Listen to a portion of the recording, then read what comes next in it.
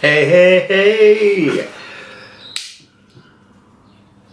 This is the new mid-range steel that Cold Steel is using. It's AUS10.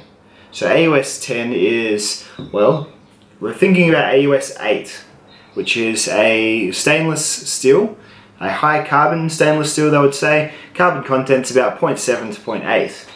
So this one is AUS10. So let's have a look at what the knife app says about this one. I'll put this on the chart up on the screen at the moment, so it's something to look at while I fumble awkwardly with my phone. So AUS10 has carbon content. Oh, my voice is breaking. I'm just getting over a bit of a allergy. So AUS10 has a carbon volume of 0.95 to 1.10, so a significant boost in carbon. So that's, you know, more than 1095 carbon steel, for example. Then you got a little bit of vanadium, as well, and some chromium. Well, the standard amount of chromium you'd find in a stainless steel like this. And then you've got some molybdenum, and some manganese, and some niobium, bit of phosphor, and then some trace amounts of some other elements. Yeah, gotta regain some ground there. Wowee!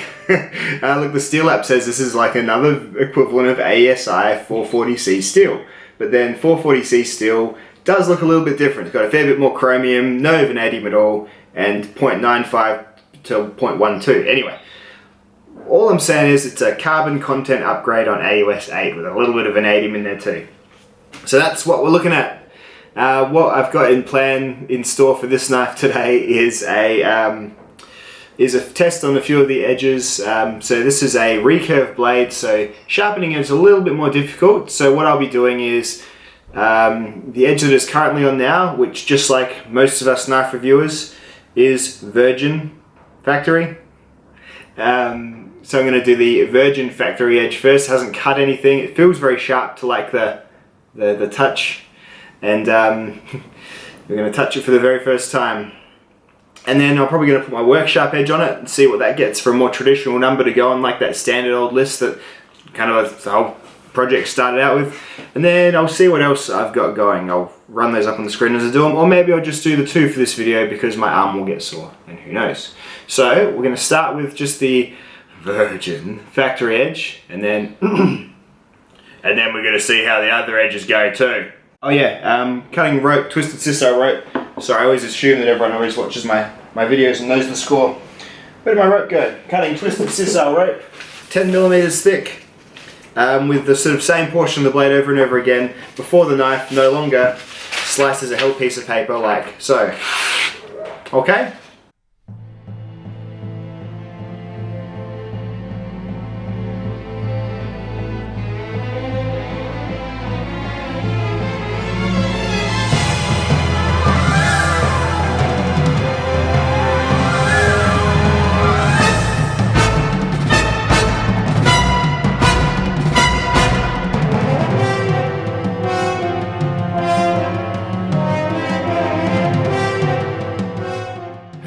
Rightio, so 150 with a factory edge is yeah, pretty darn good for a lower cost sort of stainless steel in a more you know, reasonably priced. Now, this is a big old knife for about 130 Aussie dollary dues. You know, triad lock, 4.5 inch blade, I think. Styling wise, well, not my usual, but you know, I wanted to test the steel, and when you buy cold steel, you may as well go maximum cold steel, I think. Quite often, it's the best way, especially as a video maker, because they make pretty interesting videos. Now, let's put a workshop edge on it and see if that does any better or any worse than 150.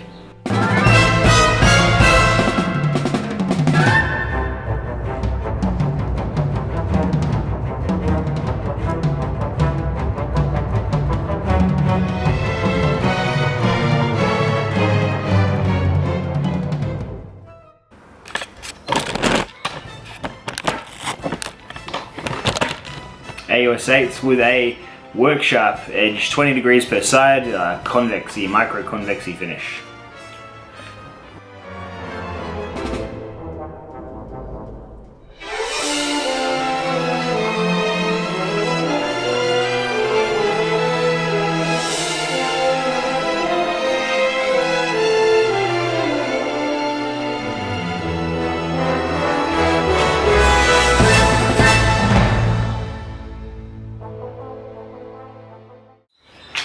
So 140 passes with a work sharp 20-degree edge.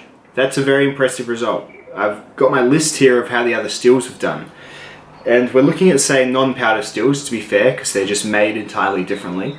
The most long-lasting non-powdered steel with this same edge, or against this same material, is laminated COS by Falcon. That cut through the rope 176 times before it no longer sliced paper. And then in the ballpark of this are steels like Nylox, 154cm, and D2. All three of which performed a little bit less than this one here. So this is a very good non-powdered stainless steel, for sure, AUS10A. And I mean, looking at the reasons for that, so CTS BD1 scored 112, that's another great steel. They make Voyagers in that. That has a little bit less carbon in it though, and a little bit more chromium. So that can sometimes, more chromium and less carbon can in some cases lead to lesser edge retention. That's just my observations from my, if you look down all my tests, those are often, you know, lower carbon, higher chromium equals softer steel, or, you know, less abrasion resistance at any rate. So interesting stuff, but, you know, looking at the other sort of competitively priced steels, so say a knife this big in VG10 might be about the same price from another maker, and that'll last probably about half the time the edge. But VG10's consistently, for me, cutting between, you know, 70 and 90 times through the rope before it's no longer slicing the held sheet of paper. And of course, we're just talking about absolute bleeding sharp edge loss. We're not talking about a knife being dull or anything like that. And of course, the standard disclaimers apply. I'm just one person, this is one kind of test. Doing this versus cardboard might yield a completely different result. So season your excitement with, I guess, some other people's work too, maybe. But yeah, overall, I would be very happy to have a knife in this steel. Hopefully I will get a little bit less of a colourful, or a little bit less of a... this is kind of like the knife equivalent of like those giant jacked up trucks, you know? And I never really feel the need to have one of those giant jacked up trucks, nor the need to have a knife such as this, but very good canvas for this steel to be applied, at the very least, by the looks of it. So yeah, that's AUS10A. Compared to the other non-powdered steels that it is roughly pricing and competing with, it's definitely a leader in its field, for sure. Thanks for watching, dudes, and I'll see you in the next video. Goodbye.